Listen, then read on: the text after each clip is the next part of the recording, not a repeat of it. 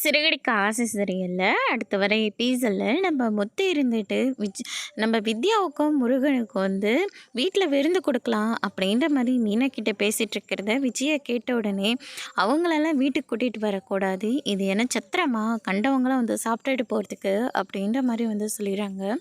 அதுக்கு அடுத்ததாக வந்து பார்த்திங்கன்னா மனோஜ் இருந்துட்டு அவங்களுக்கு நீ விருந்து கொடுக்கணுன்னா ஹோட்டலுக்கு கூட்டிகிட்டு போ, இல்லை மீனாவோட அம்மா வீட்டுக்கு கூட்டிகிட்டு போ, அது இல்லாமல் தேவையில்லாமல் எதுக்காக வீட்டெல்லாம் கூட்டிகிட்டு வர, ஃபஸ்ட்டு ரோகிணிக்கு தான் வித்யா ஃப்ரெண்டு, அவளே அமைதியாக இருக்கிற போது உனக்கு என்னடா வந்தது, நீங்களாம் நன்றி கெட்டவங்கடா, ஆனால் நாங்களாம் அப்படி கிடையாது அப்படின்ற மாதிரி முத்து வந்து சொல்லிடுறாங்க. இது என் வீடு, என் வீட்டுக்கு யார் வரணும் யார் வரக்கூடாதுன்னு நான் தான் முடிவெடுக்கணும் அப்படின்ற மாதிரி விஜயா வந்து சொல்கிறாங்க.